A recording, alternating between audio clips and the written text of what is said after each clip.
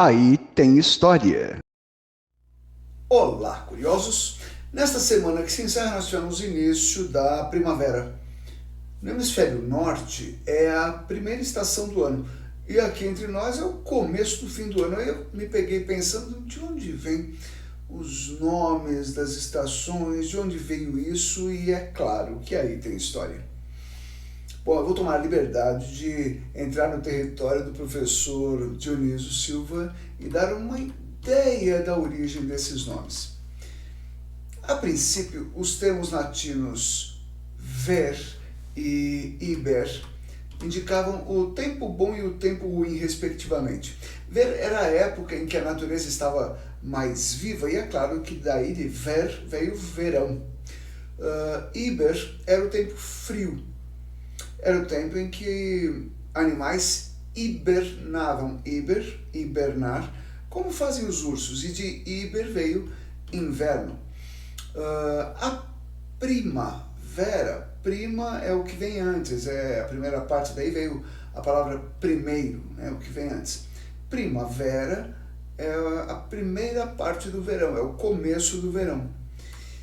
E autunus, de onde vem outono, era o ocaso, a queda, o fim do tempo bom. Daí então, outono em inglês ainda é fall, queda. E desde que o homem começou a desenvolver a agricultura, vamos botar aí uns 10, 12 mil anos atrás, ali onde hoje é o Oriente Médio, que era a Mesopotâmia, para desenvolver a agricultura era necessário saber quando se podia plantar, quando ia ter chuva, quando ia ter tempo seco, sem chuva, que é o inverno, quando o tempo ia mudar. Nesse momento, nesses 10 mil anos, aconteceu o que a gente chama de revolução agrícola, porque não é só sair plantando, faz a colheita e come. Não é só isso.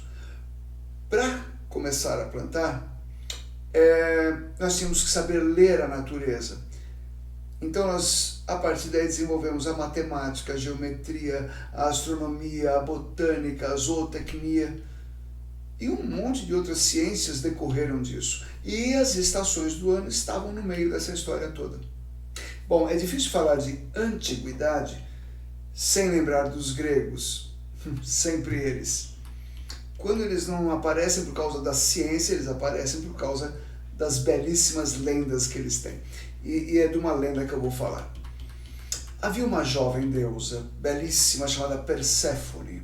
Ela era filha de Zeus, o deus dos deuses, o poderosão, e de Deméter, que era a deusa da fertilidade. Só para você ter uma ideia de quem era Deméter, entre os romanos ela era chamada de Ceres. Daí vem a palavra cereal, ou seja, ela era responsável por alimentar os povos deste mundo todo. Pois um belo dia estava Perséfone dando um passeio quando um deus a viu. Era Hades, o deus do mundo subterrâneo. Esqueçam que vocês viram no desenho da Disney, Hades não é vilão. Ele não tem nada a ver com demônio, isso é do cristianismo. Hades é o deus do mundo dos mortos, é um mundo subterrâneo, mas para os gregos não havia inferno. Todo mundo ia para o mundo subterrâneo. Se alguém tinha que ser punido, era punido. Se alguém tinha sido muito bom, era recompensado. Mas todo mundo no mesmo lugar. Ele olhou Perséfone e foi amor à primeira vista. Com um gesto seu, o chão se abriu e ela foi engolida. Não, ela não morreu, ela era uma deusa, portanto, era imortal. Ele estava cansado de ser solteiro. Foi assim que ele arrumou uma noiva, uma esposa. Quando ela caiu, de susto ela deu um grito. Perséfone caiu, sumiu.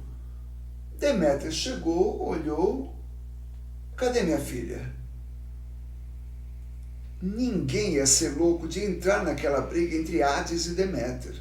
Então toda a natureza se calou. Ela procurou, revirou todo mundo, não encontrou, já sei.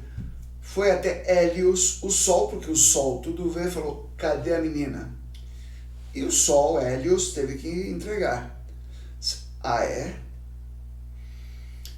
Ou Perséfone aparece, me é devolvida, ou eu me retiro do mundo. E ela se retirou do mundo. Você pode imaginar que foi aquela desgraça, foi fome para todo lado, e toda a natureza implorou para Zeus, para resolver aquela briga entre irmãos.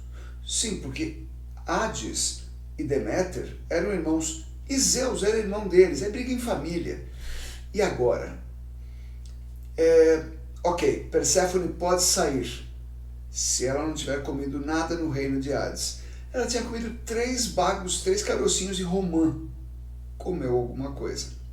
Então ela não pode ser inteiramente livre. Mas Zeus negociou e pronto. Chegamos num acordo.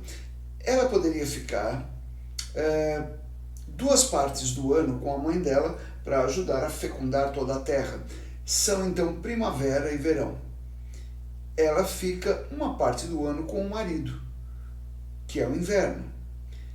E a outra parte do ano, ela fica onde quiser, que é o outono.